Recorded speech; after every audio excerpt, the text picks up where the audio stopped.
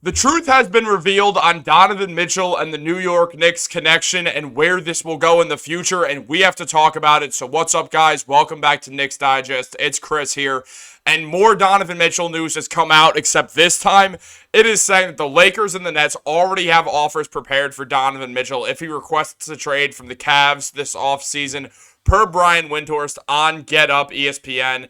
And it's said that Mitchell will probably decline an extension from Cleveland, and that all indications are that he will be moved if that does happen. And now I understand that off the rip, this does not seem like it would involve the New York Knicks, but it absolutely does, because the Knicks have been the team most connected to Donovan Mitchell when it comes to trades over the past few seasons.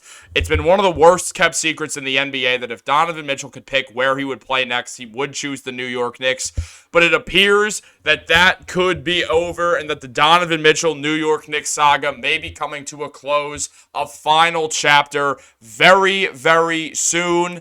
As if we look here, what Windhorst said is the Knicks are trying to win this Eastern Conference series, but certainly across the river there in Brooklyn, there is Donovan Mitchell noise.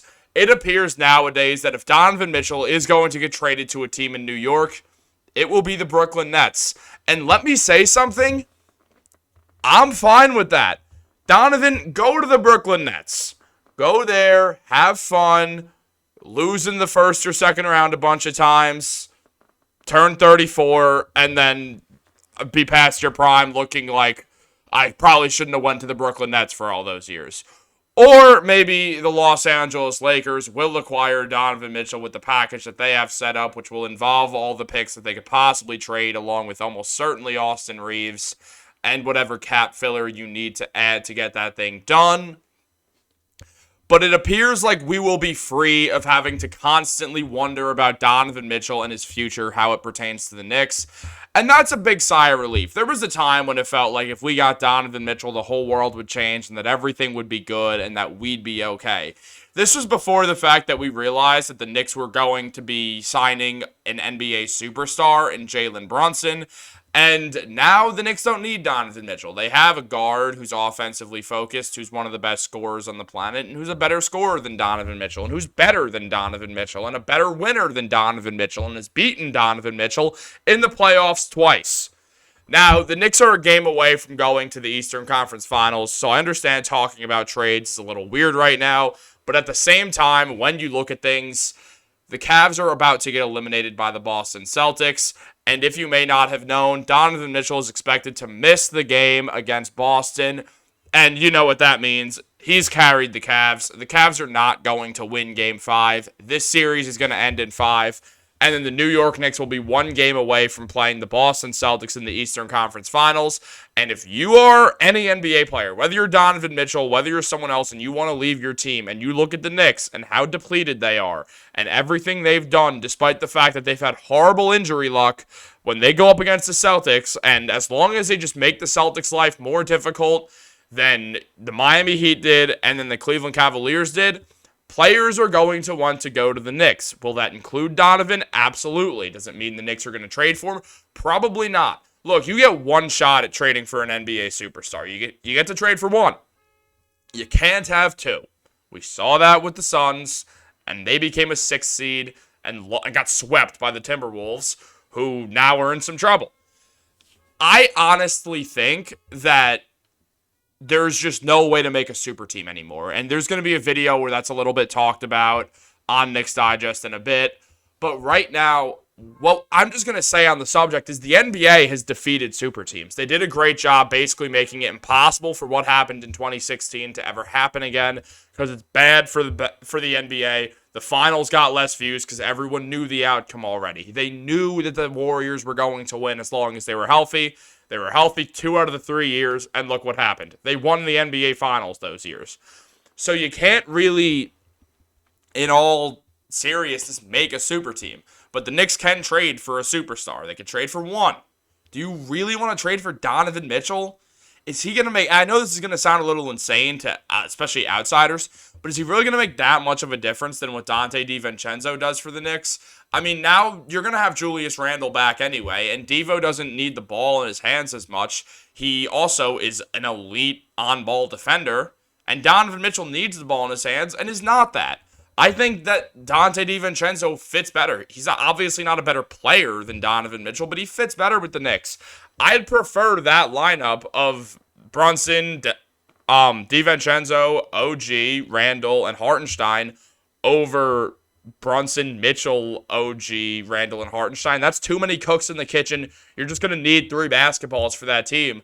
I don't like that idea at all. There will be other guys available. Now, the one thing about the Nets that we should fear is that the biggest chance that we get at officially losing Mikal Bridges or the chance to ever land Mikal Bridges is if the Nets can make that trade for Mitchell. If the Nets make that trade for Mitchell, they're going to try to do something with Donovan and Mikal Bridges and I guess Nick Claxton and become a very mid team for a while that's in the playoffs, probably as a 5 seed or whatever, and then lose pretty frequently.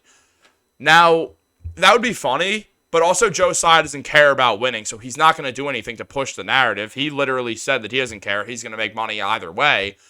And Sean Marks doesn't know how to run any team that doesn't need a complete rebuild. So, with all this in mind, I kind of just think that the New York Knicks need to hope for Donovan Mitchell to get traded to the Lakers. Get him out of the conference. It makes the Cavs worse. It gives you one less team to even sort of worry about in the playoffs. You don't really have to deal with them. Donovan's good, so you just don't want a good player in the Eastern Conference as much as you can, as much as you could take. You just want the Western Conference to be better anyway. Let them beat each other up so the Knicks can walk into the finals with just having to deal with the Celtics. Now, obviously, the 76ers will probably get better over the offseason, and they'll be healthier next year. And the Bucks will be healthier next year, but the Bucks have their own problems anyway that they need to fix. The Knicks, unequivocally, are still going to be a top 4 team in the East. And when you're a top 4 team in the East and as good as the Knicks and going to the conference finals, you can easily go to the NBA finals the following year. Because, yeah, as I said, the Sixers will get better. The Bucks will get healthier. The Celtics will probably stay mainly the same and still be good as long as they're all healthy, or really as long as Tatum and Porzingis are healthy, because without one of them, they're in deep, deep trouble. They're lucky they're playing 2 garbage teams in the Heat and the Cavs, because the Cavs are absolute garbage. Shout out to that guy, like Fatboy something, who's a Cavs fan who always talked a bunch of trash about the Knicks. Your team sucks and Donovan's leaving. But also, when you look at the Eastern Conference, there's 4 teams, and the Knicks are probably going to get better over the offseason too. So they could easily still be the second best team in the Eastern Conference next year. I kind of expect them to be, and if not, that is going to be a bad look. So I really don't think getting Donovan Mitchell is what makes them a better team anyway. I'm kind of happy this chapter in our Knicks fandom is finally going to have an ending to it. It felt like there was sort of an ending with Cleveland, but also at the same time, we knew in a few years he could become an option again. We knew it wasn't fully over. If he gets traded to the Lakers especially, we're done with the Donovan Mitchell stuff. He'll stick around after LeBron's gone. He'll stay and play with AD or whatever. And then we'll just be free of this news once and for all. So that is a huge relief. Guys, comment your thoughts down below. Are you happy to be done with this Donovan Mitchell saga? This feels like the final chapter.